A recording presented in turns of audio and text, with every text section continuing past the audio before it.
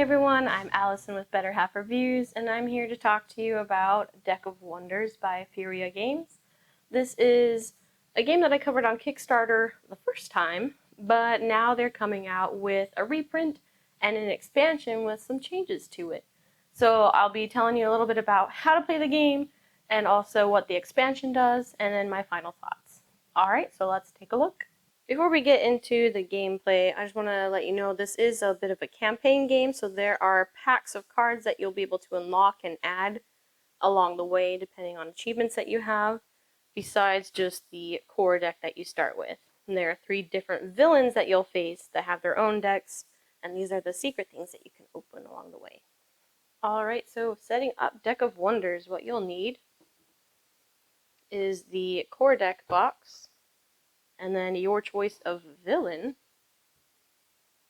And what you'll do is you're going to pick 28 cards from your core deck box and shuffle it in with all of the villain cards. So for your first game, you're going to go against Cullen. And to make it easier for setup, you can also get cards that have the matching colors. So Cullen's colors are green. Pick the 28 cards that have the green icons. You'll shuffle these up for easy setup. Each villain also has their own rule set and little story cards, and also a given health tracker. So we're going to mix these cards up with our 28. There are these card versions of the health trackers for yourself and the villain, but I splurged on the Kickstarter last time and got the little dial so I can keep track with my little turners. So let's talk about the anatomy of cards. You'll have a top side where the title is right side up for yourself to play, and then the underside for the villain.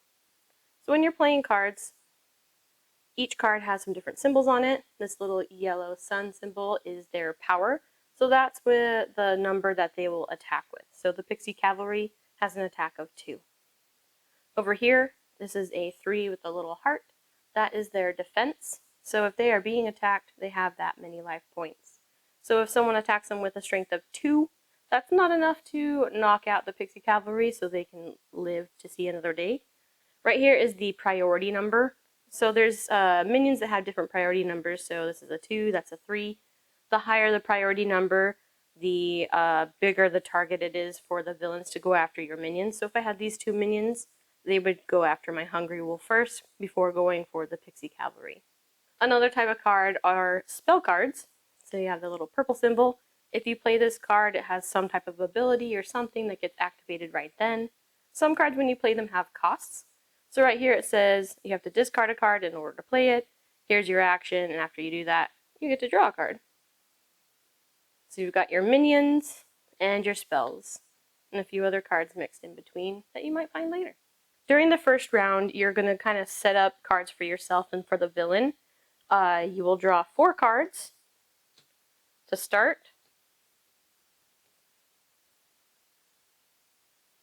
And then you choose which card that you want to play, and then do actions if you had any, and then it moves over to the villain's turn, and then for this first round, they will get to do 3 cards, and then attack you.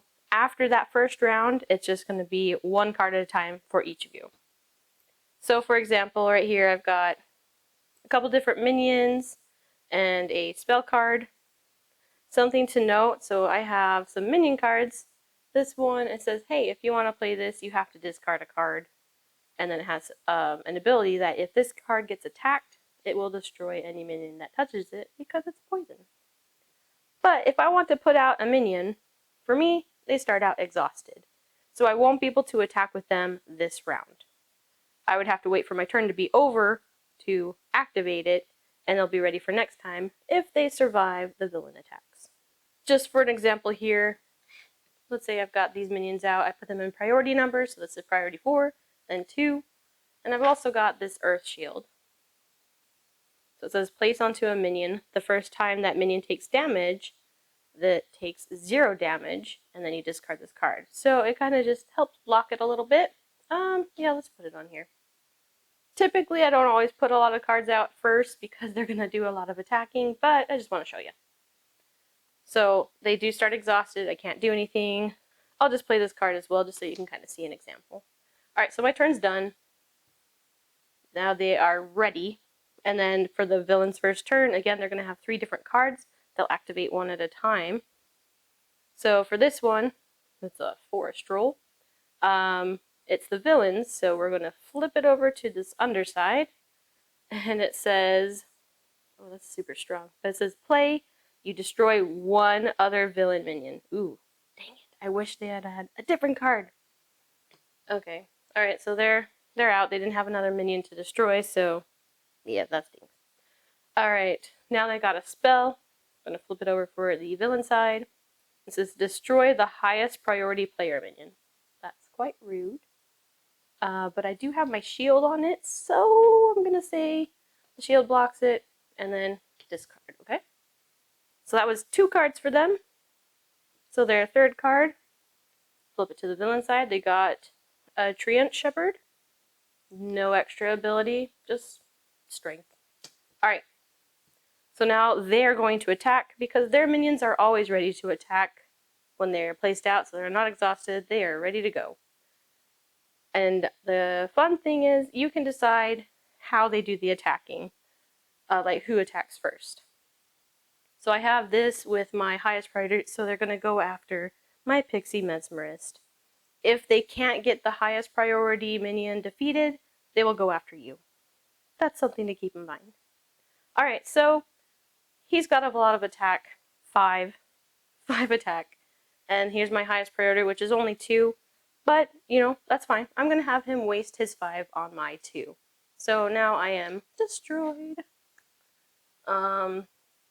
They can kind of fight back, but that's got 1 power and he's got 4 health. So that's not going anywhere, or 3 health. Alright, so now this guy, he's ready and available to fight. He's going to go after the next highest priority, which is the Hungry Wolf. He has 3 attack, and I only have 1 health, so he gets rid of mine. And then this guy, he has 3 attack back. So you fought me, I'm going to fight you. I get to destroy him too. I do have my little poison toad, but all their minions are exhausted or gone. So he reactivates, and he's ready for next round. But just for an example, say the one that I was attacking with was the Pixie Mesmerist against the Forest Troll. I only have an attack of 1. He has 3 health, so I wouldn't be able to defeat him. So instead of attacking the minion, you can choose to attack Colin straight ahead. So I can take my 1 attack and just attack him. So now he goes down to 19. You can attack him as long as there's not a card blocking you from attacking him. Same goes with the villain. So play continues on and on, back and forth, where each player is drawing 1 card, you and the villain, and doing your attacks, until one of you reaches 0 health. Hopefully not you. Alright, so now that you have a gist of the rules of Deck of Wonders, let's talk about what the expansion adds to it. So one of the things that the Harbinger does is it has a hidden entrance. During the first Battle Lines phase, you can exhaust one of the villain minions. So in this case, we got a huge forest troll, so I'm going to choose to exhaust that rather than having to deal with that one the first round. So then they would just fight with their Pixie Mesmerist and the Hungry Wolf. Alright, so let's say these are my minions. That's the villain minion. They got the Harbinger card over there where you put your dungeon cards. So it's my turn, I draw a card, and I get a dungeon card. So now I can choose what side I'm going to take. So this one says you may not play cards during the next player turn. Restore 5 health to the player. Draw 2 cards instead of 1, which is kind of nice. So that's what I get for long rest. Or I could choose to play the other side. And that says exhaust all player minions and gain 1 gold. So I choose which way I want to have it. So I'm going to choose to get some gold. Place it over by the Harbinger. So then I have to exhaust my player minions. And then I can draw my extra card. Just showing you some of the other dungeon cards. This one you can ignore priority line for the battle, but then the player minion is destroyed and moved over to the villain side. Or you may not play priority minions 1 and 2, but you get some gold. So yeah, there's some different things that could be really good for you, but some of the better stuff has some bigger consequences. Like this one, if you don't win the game and you get that 2+ gold, you don't get to spend any of your gold. 3 damage to the player and gain a gold. Or the next time the villain draws a spell, ignore all text except draw effects, which could be nice. But whichever way that you choose, when you do place them, you're going to put that side on the top and then cover with your next dungeon cards. And at the end of the game, with all the gold that you've received, you get to purchase some new cards to add to your deck. Alright, so now that you've learned about kind of how the game works and what the expansion does to the game, let's talk about how I feel about it. If you have seen my original review back when we were in this baby little channel, you'll know that I like this game. So, to kind of talk about it, I love the art of it. It makes it feel enthralling and just interesting. I love the aspect of having cards that are like the good and the bad side for, the villain, and the challenge that it brings. So, you have cards that you can play, but it's a little bit harder for you. Sometimes there's more of a cost, or you play your minion down and it's exhausted, but for the villain, it's ready to go and they'll attack you right away. Like, I love the challenge of it. So I've had some difficult battles playing this game, and Colin is one of my greatest enemies, despite him being one of the easier villains. That's a side point. But I love the challenge that this game brings, and that it feels really good when you do win, or when you do lose, you're like, oh no, okay, again. Like, it's one where you're like, okay, let's just keep trying. You want to keep trying, and you want to do better and better.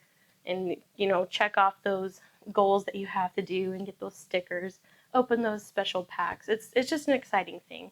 That being said, I am not one who has gone like deep into games like Magic the Gathering and Hearthstone.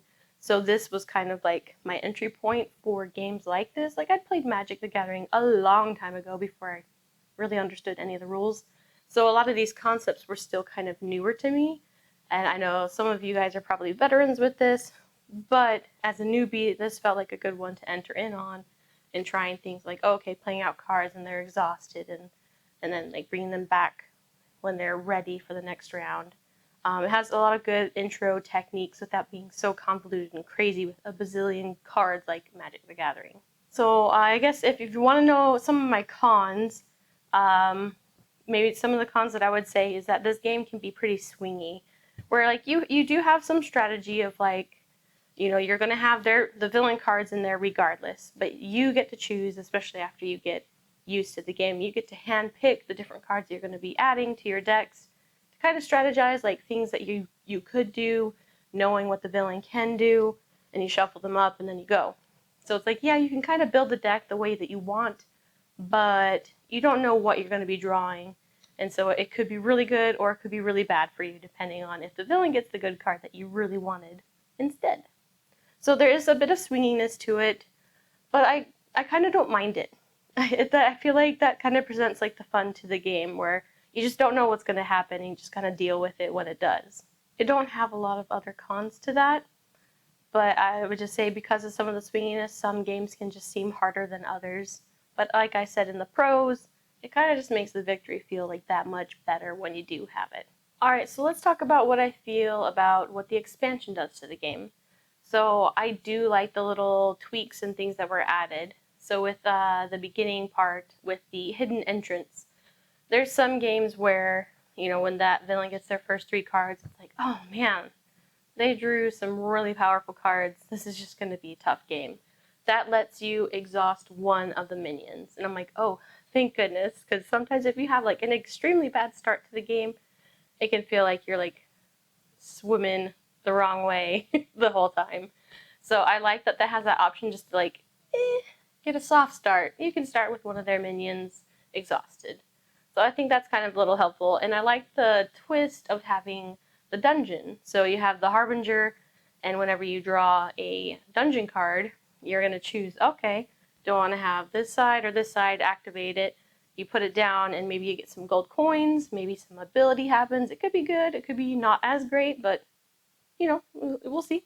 But you place that down and then you get to draw an extra card, so it's like, okay, still you're not losing out on the cards that you need to play, but maybe you're collecting gold along the way. And at the end of the game, getting gold coins to be able to purchase new cards is a concept that I enjoy. That being said, I didn't get to play the full thing of the expansion because I didn't get to see what the cards were that you can unlock with your gold, but I do like the concept of it, where, instead of having to work super, super hard to try to defeat a villain like X amount of times, or like all these different goals to, okay, finally I can unlock this deck. Instead, I like that aspect of like, okay, I've earned 4 gold. What card can I buy? So it's like a little bit of a reward each game rather than waiting and waiting and waiting to unlock something new.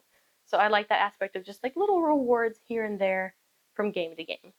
So overall, Deck of Wonders is still a solid game in my opinion, and with the expansion added into it, add some different tweaks that I think are helpful to make it a little bit easier for you if you want it to. And I like the aspect of those dungeon cards and like going through and finding your own things to unlock new cards just as little one-offs.